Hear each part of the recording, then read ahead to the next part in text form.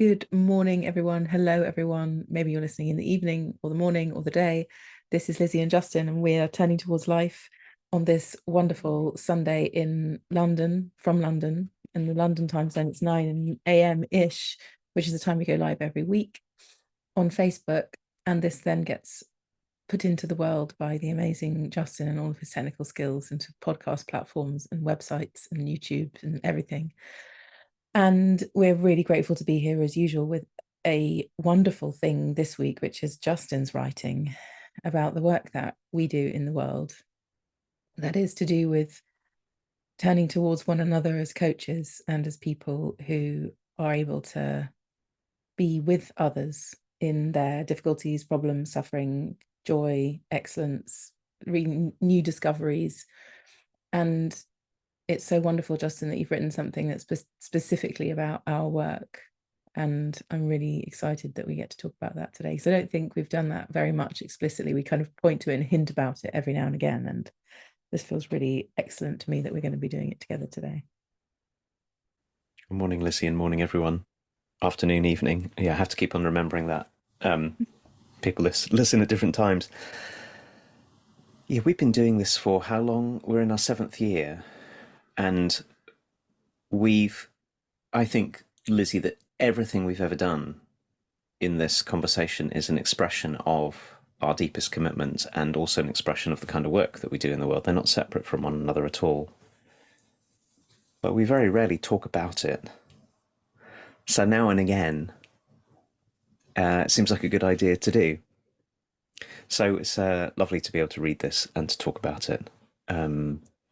And hello and welcome to everyone. I always feel very grateful, Lizzie, that we get to do this really because other people join us. It's the great engine of this conversation is that there are other people we know are with us. And we had the chance to meet. I had the chance to meet some of you for the first time last weekend when some people came to be guest coaching clients on our professional coaching course. I think we spoke just after that, actually, Lizzie, last time.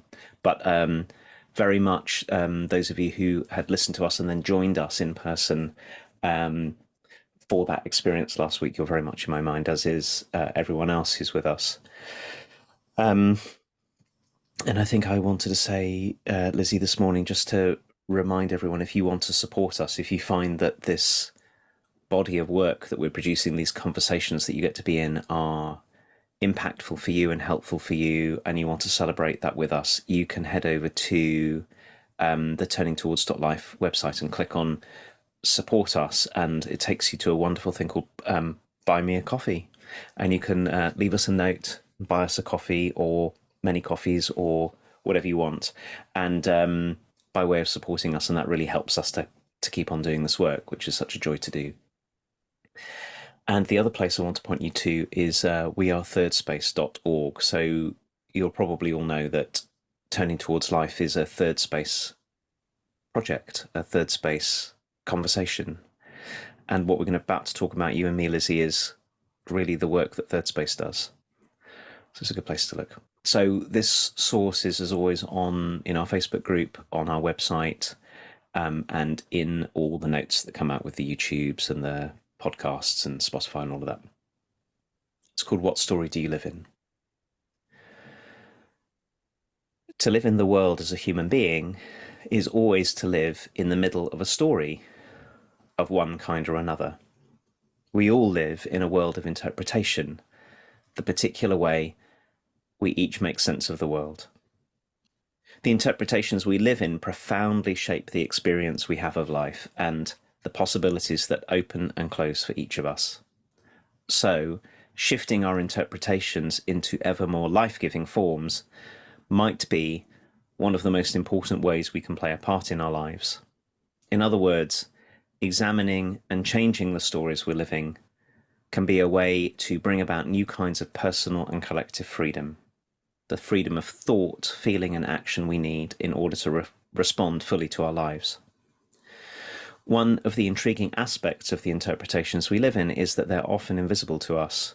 We may have come by them deliberately and then forgotten them in the midst of the habit and repetition of day-to-day life, or we may have entered into them unconsciously taking them up in response to the surrounding culture or the family systems we grew up in when we were small. And when they're in the background in this way, it can be hard to see how much they shape us. There's a sense in which it's easy for us to belong to an interpretation rather than having our interpretations consciously and purposefully belong to us.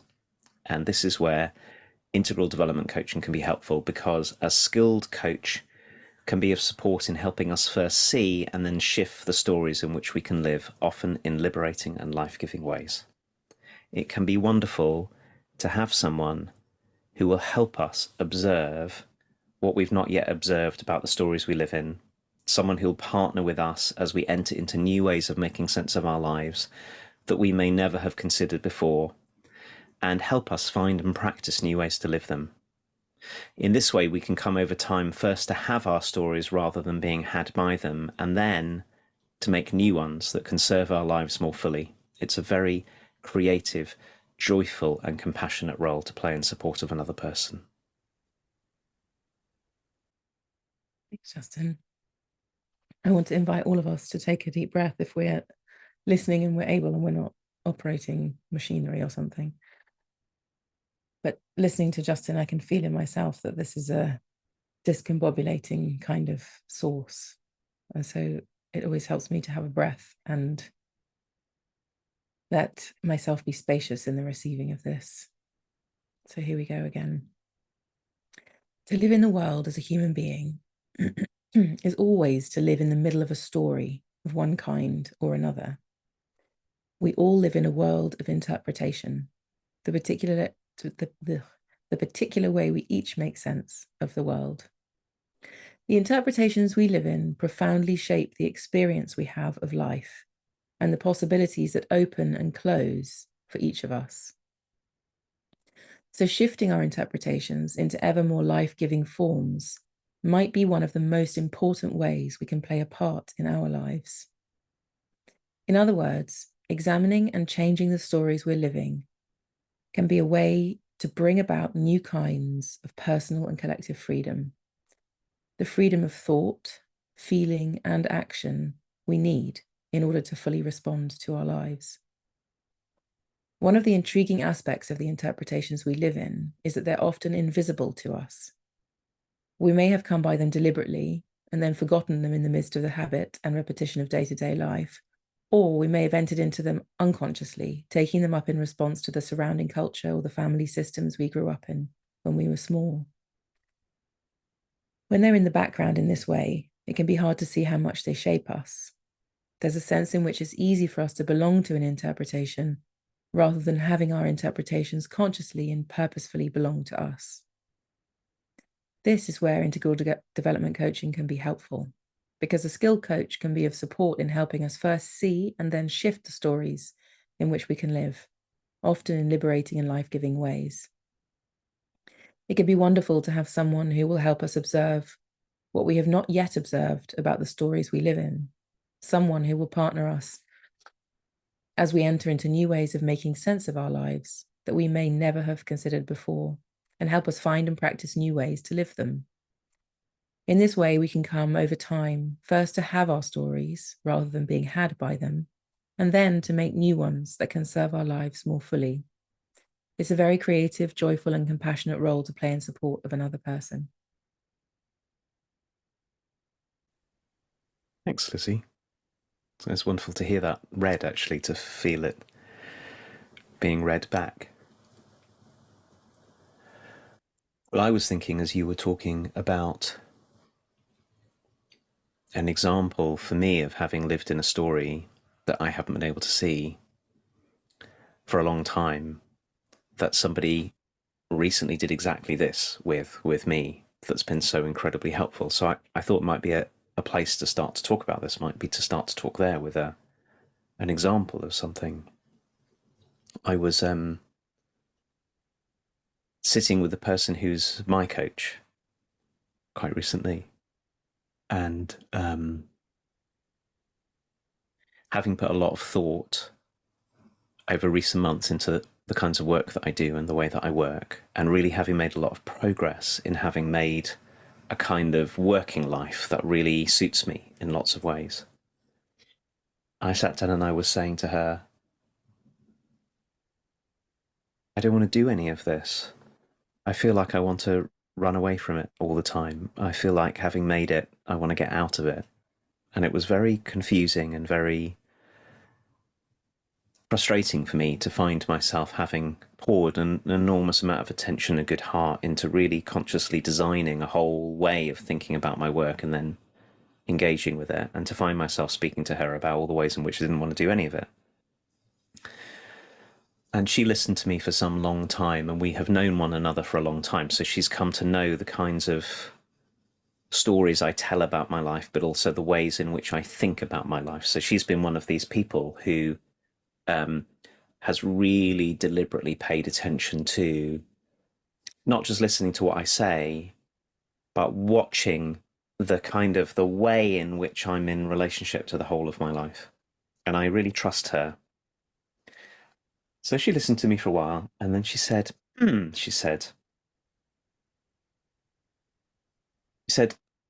don't know how this will sound to say this, which is often a way to say something new and fresh into someone's life that is unexpected. She said, you seem really committed to turning things that are joyful to you into things that feel sad and unwelcome. And I sat there, I was sort of really taken aback. And then I thought about it for a while, and I thought, oh, yes. When I look at it, there is something in me that I often don't pay any attention to at all. It's like it's completely in the background. It's like the air or something, or like the weather or Mm. something, it's like I don't notice it. And it can take that something in me, can take anything that I really love, not anything that I really love, but many things that I really love, and quite quickly turn it into a kind of sadness or a kind of sorrow or a kind of fear. And it's a story. It's a thing I do, but it's also a story, an interpretation that I'm starting to see that at least part of me lives in quite effectively, which is receiving joy, particularly when it's come from my own hands, in this story is somehow unacceptable or unwelcome, and it must be turned into something else so that it can be not too dangerous. So I can do it. I can be very joyful about many things, but there are lots of things in my life that I've started to realize simply because I had somebody who was willing to show me a story and interpret. It's just an interpretation. This is what one must do with joyful things. Who could bring from the background something that I've been doing most of my life and could bring it into the foreground so I could see it and we could look at it together and I could start to imagine new possibilities. There's lots I could say that I won't get into right at this moment about how come this pattern and why this story and where did it begin and how did it go into the background so I couldn't see it and all of those kind of things. But the really magical thing about it is having had someone who doesn't live in that story with me point to it and give it some simple language that I could understand, I'm now starting to practice living into a whole different interpretation, which is turning joy into joy and being a person who turns fear into joy as well, which had never really occurred to me, ever, ever, ever. And there are very straightforward ways I can practice it. One of the ways that I'm practicing to start with, that she's been helping me with, is simply noticing every time this turn that I make inside me that I make it. Turns out I make it in lots and lots of places. So I've just been observing myself. Get up in the morning and I'm brushing my teeth. And it's a lovely sunny day, and there I go. I turn whatever it is. So it's opening up a giant new vista in my life. Actually, really, right now, a really giant new vista. And I'm finding myself able to spot the story, to notice when it's in operation, to practice something that helps me to choose a new story. And that is beginning to change many circumstances where I notice that I get quite quickly into carrying around some kind of fear or contraction or grief or wanting to leave. Or this is the best example I have of what this work is, because I'm right in the thick of it. What's arising in me, just as you're talking, is the kind of safety that's needed for somebody to be able to say these things to you. Like, someone could say that to you. Like, I don't know how this is going to sound, Justin, but you have a way, I think I can see, of turning joy into fear. And you could be really defensive about that and say, how dare you see something about me that I haven't given you permission to see? And why are you watching me? And why are you analyzing me? And and most people in our lives don't really have that permission to tell us things about us. And I was just tuning into the relationship, the long relationship you have with this person who's supported you so much, and how extraordinary it is that we can be in relationship in a way that we can say these things to one another. And I think that's one of the beauties of our this particular way of working that we have, in amongst other things in our working lives, Justin, is that we are very much interested and cultivating a way of being in relationship with each other that we can tell the truth. I think the word truthful in here is somewhere in here, that we can really bring what we can see, but that it comes in when it can, according to the state of the relationship that we're in, so that we're cultivating safety and trust with one another. And then inside of that relationship dynamic, we can bring something truthful, because only then might you be able to see it and not be defensive about it. Because these places are also tender and protected, and they have very, very good reason to be here. So, whatever the mechanism is inside of your life of turning joyful things into fearful things, probably has some safety mechanism inside of it that means that if somebody threatened that strategy, you'd be quite cross with them. Parts of you would come forward and say, excuse me, no, no, no, that's exactly what I should be doing. That gives me what I need, or that makes everything okay, or something. And so when someone can point it out in service of this lovely language that you have, Justin, of things being life-giving, like, I can feel when you say it, the life-givingness of joyfulness, as opposed to a joy being turned into something fearful. And I'm really appreciating that distinction, but also what's needed in order for that to happen is quite a powerful thing, which is a safe relationship where we are up for being told things about us that we can't yet see. When we're blind to things, it's because we've put them there for a very good reason. We've put them in a blind spot because we don't want them to be seen, when in reality, of course, we walk around displaying everything to everyone all the time, and we think we're hiding it, and we're not. So it's a really tender thing for someone to reach into the thing that we think we're hiding, and we think we've got really wrapped up, and nobody can see that that's what I do. And then when someone can see it, and of course everyone can see it, but we protect it so much that we kind of keep people away.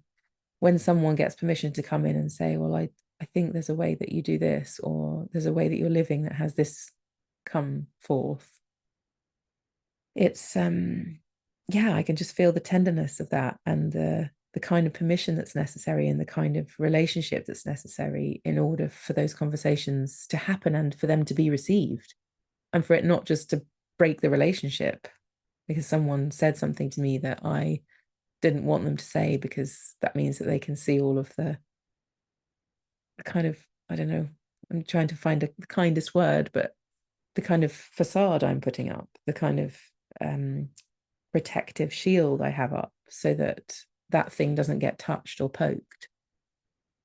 It's very beautiful and also tender, and it's a it's a skillfulness that clearly, and combined with the relationship and the field that you're both in, but that the person who's been in conversation with you all these years, Justin, a skillfulness that she has that enables her to point to things and to say things and for you to be able to receive them.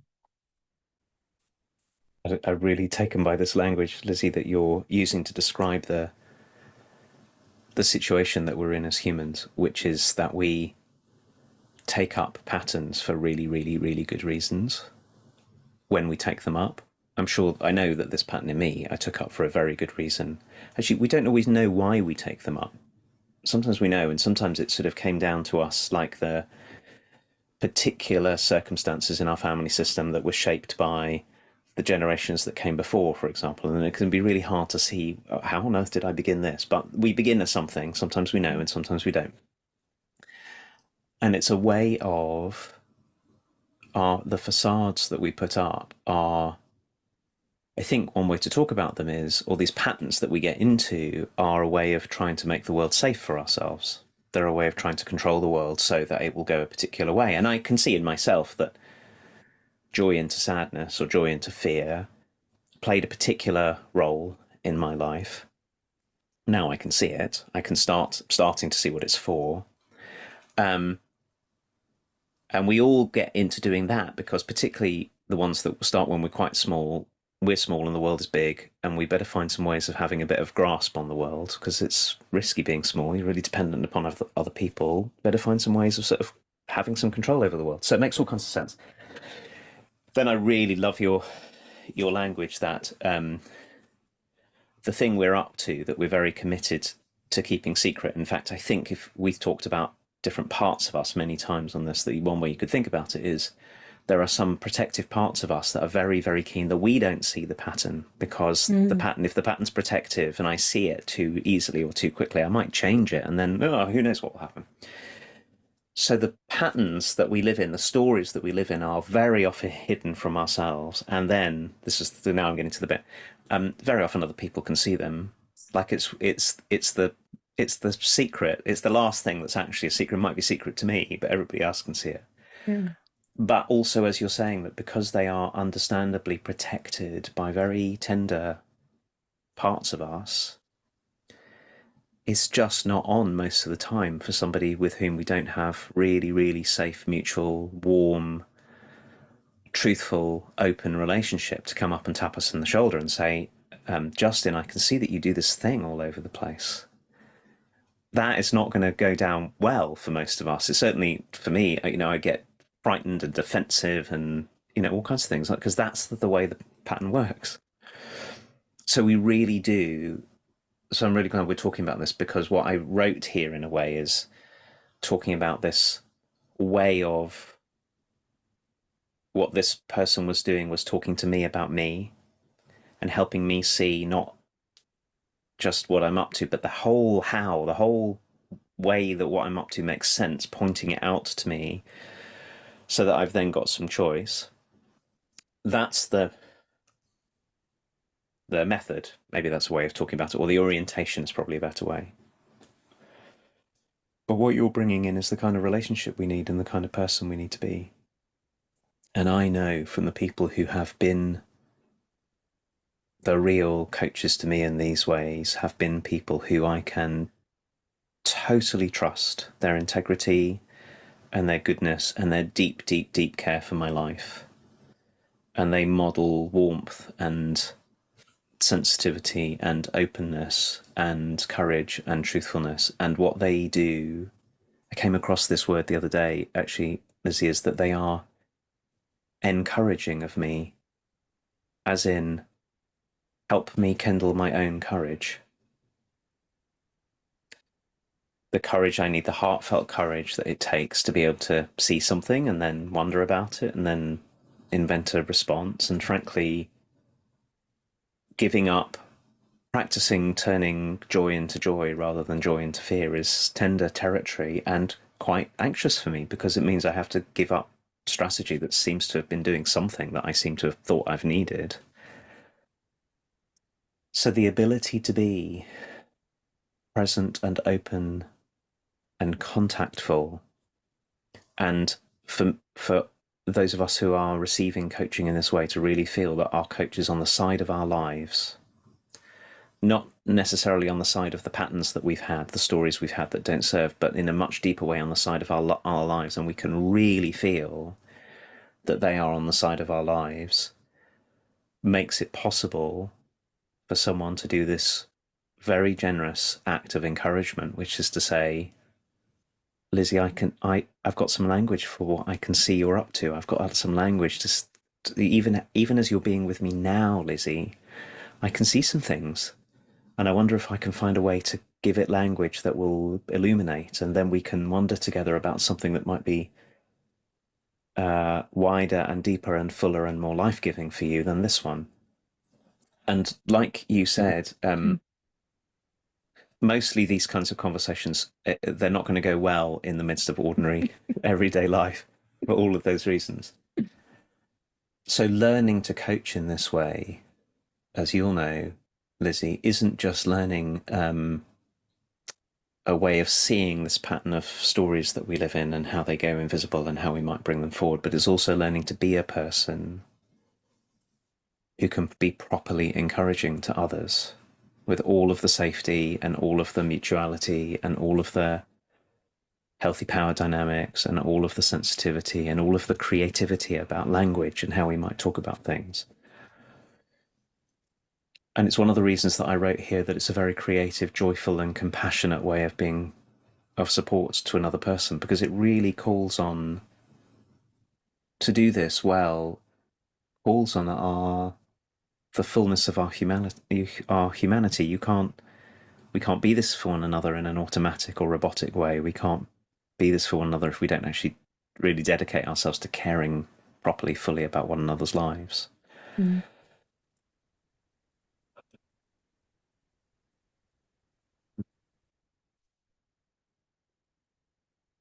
So I'm really feeling, Justin, the power and preciousness of when something is shown to us by someone that we trust. There's real power in that showing. But certainly in my life, when either I've seen something or admitted something to myself or someone's told me something, and and it's a dance between two people often, where you say one thing and it leads me to go, oh yeah, I can see this, but then I can also see this which you hadn't seen, but we're in it together, kind of thing. But when those conversations happen, when those, I don't know what to call it, like moments of light being shed on something that was previously invisible, something, or some illumination happens, the really beautiful thing is that, so in your example of working with this person who's been supporting you, she didn't turn away and say, now I've seen that about you and you've seen that about you, I can't be in a relationship with you anymore because I think it's terrible and you need to go. She stayed. And I think that's the real beauty of this for me, is that there is a way that, yes, we're living in these invisible stories. And when they get pointed out, it's very tender. And we thought we were keeping a secret, but it was on display because somebody can see it and we couldn't see it. And then the person who is this trustworthy person that you're talking about, who we can all be for one another, doesn't run a mile, doesn't shame you for being that, doesn't ridicule you for having this dynamic, doesn't say, well, now you've crossed the line and we can't be friends anymore because you're a terrible person or something. I feel like that's the beauty of it, that we then don't turn away from each other or make it a bad thing.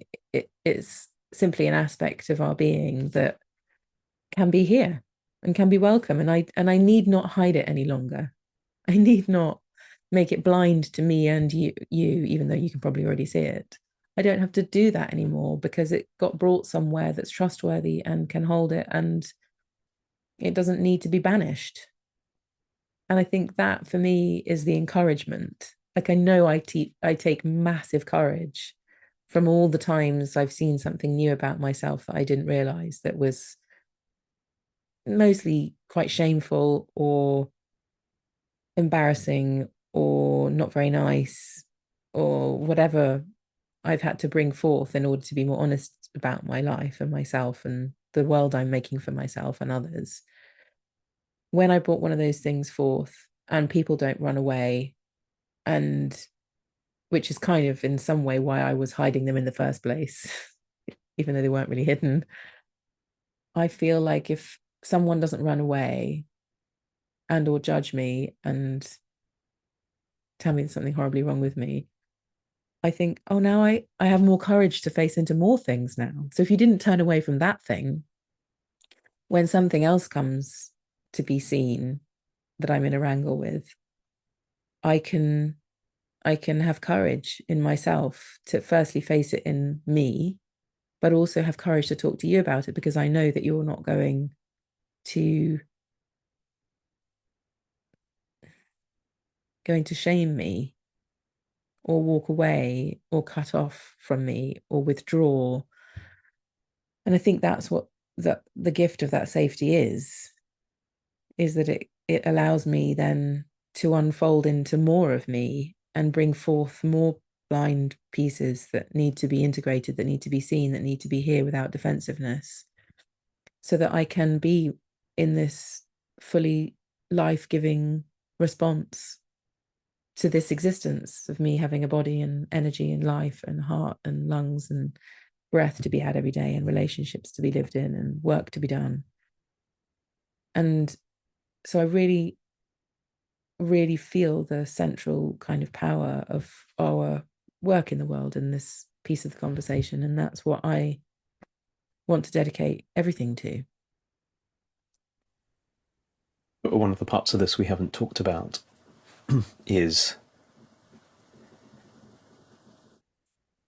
the thing you said, that very often the patterns or the stories that we're in, they've got these twin aspects to them. So one is they started for really good reason, and the second is often when we see them or we look at them, we feel embarrassed or guilty or maybe anxious about letting what it might be to let go of this. It's not easy to feel all of those things. Mm.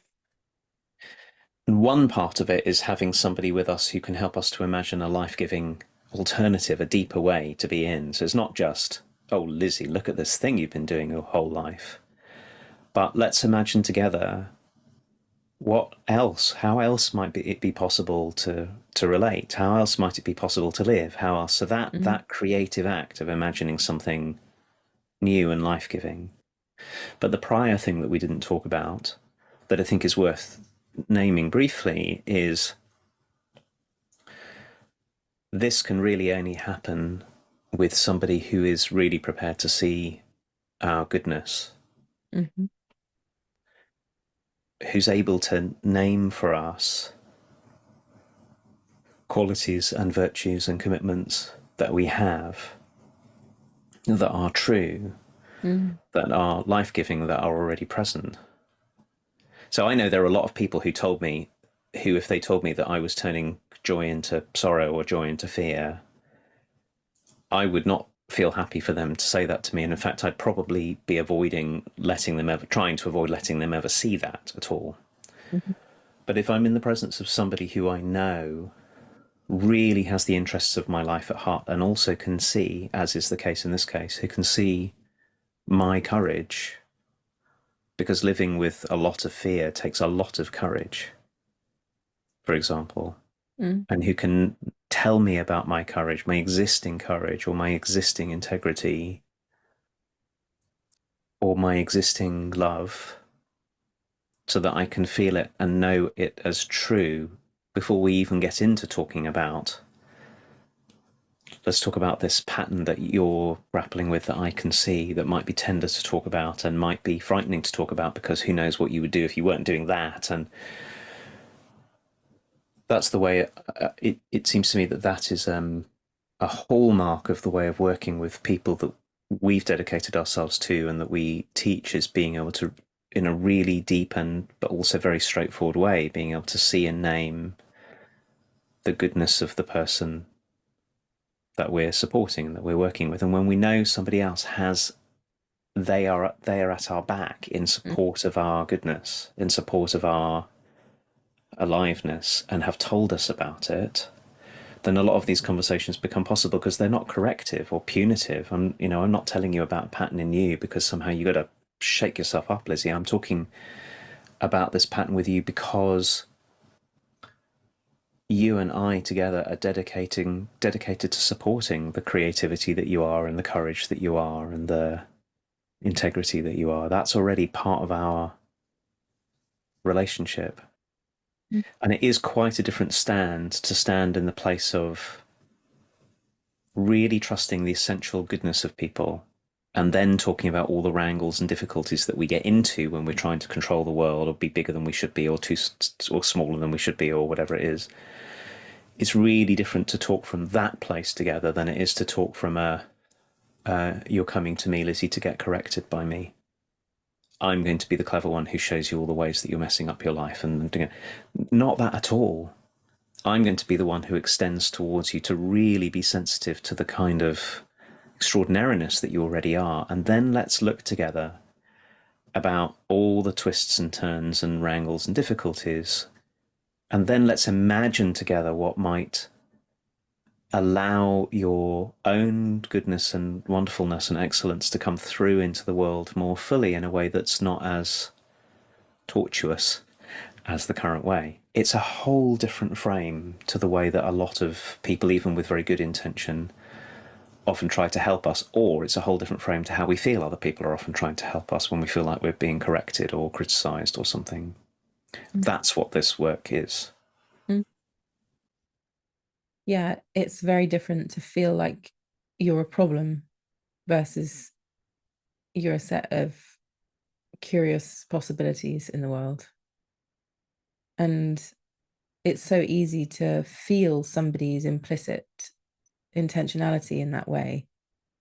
When you start giving me advice and telling me what to do and that this is how I should fix things and this is who I should be, I can already feel just in the saying of it now in this moment, I'm really not very interested at all. And actually very quickly start thinking about something else or maybe start criticizing you in my mind for doing it. I'm certainly not going to do all the things you tell me about how to live because inside of your talking to me in this way, I can feel like I'm a problem. That's really all I'm receiving is there's something wrong with me. And so there's also a way of this methodology, this orientation, like you were saying, being very opposite to how we're normally treated in the world. Because I think that is kind of a dominant narrative of human beings is that we're all messed up and someone needs to come and help us and fix us and make everything okay. And we all very good intentionally do that to one another. We're trying to, somebody giving me advice is not out to hurt me. They're probably trying to help me. But because it feels implicitly like there's something wrong with me, it's very hard to be interested in it.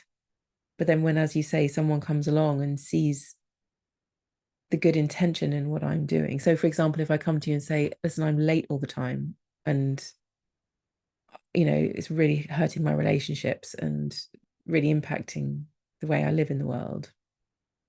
But you can see something really important that I'm dedicated to in my lateness, which might be thoroughness, or it might be self-care, or it might be being really considerate towards others in some way. Like there's so many things that you could find in the practice of me being late, the habit, the pattern of me being late, that would really point to what's going on inside me rather than, well, you're just a late person and that's wrong and you need to change it. So I think that's the other thing, that it's so creative. It's like really being curious about people is a creative act, and feeling into other people's worlds as we do with our own worlds, and wondering what's really happening here. What kind of goodness is being covered up because of the world that we live in and the kind of culture that we're in? What kind of goodness is being covered up by this pattern, and how can we point to that, because it's right there? It's always right there. And I feel so lucky to have been shown the goodness in me when I've brought a place in me that's really not great for my life. When I say some issue that I'm in that's really feels really, really hard, and somebody names my goodness inside of it, it's such a relief to hear it because it's right there. We're not all trying to make things difficult for other people or ourselves in our lives. We're not doing that. But because these things are blind and in the background and we can't really see them, it's really hard to get hold of it sometimes. So we need this. We need these relationships. We need these relationships to be able to tell us the truth and be able to liberate us from our own, like the prison of my own making that has me put all of this stuff somewhere where I think you can't see it, but you can. That's such a wonderful example to end on, Lizzie. And I'll just say that as somebody who, in my teens and 20s, was habitually extraordinarily late for many things, hours and hours late sometimes, and had and knew it was happening, and all I could find was my own self-criticism and the criticism of others. What a liberation it was for me when somebody who knew me well enough said to me, I can see that the reason you're late is you're trying to take care of too many people. Mm. That what you're doing is taking care of people, which is exactly what I was doing. Let me help you think through. Let's talk through truthfully about how you're trying to take care of lots of people actually ends up with you not being able to take care of many people at all. And let's think together Mm. about how the care that you are can get expressed in a world that's actually more meets my own longing to be of care to people, which mostly involved giving up trying to do too much of it, and so being late for everything and everyone and having to feel and feeling terribly ashamed all the time, and actually really figuring out who and what I actually wanted to care for and doing that. And so that move to find love and care in the middle of it, to see how the difficult pattern is an expression of love, and then to find a way together to have that be liberated so that love can actually be love and not just annoying everybody all the time and feeling terrible about it. It's such a kind move, and it's so much better than correcting someone or just telling them to be on time, or gets right into the heart of things, that we humans are up to things because we care about them. Mm. And sometimes we're up to things that we care about in ways that cause us and other people enormous difficulty. And it takes all of this that we've been talking about in this time, someone who's willing to be trustful enough and safe enough, and who can talk to us truthfully about what they see, and who's really dedicated to our goodness for all of this to happen. Mm. So, well, we talked a bit longer than we often do, and I think that's because we could probably talk about this for days. There's so much to say. It's why we take a year to even begin to teach how to do this work on Yeah. our professional coaching course.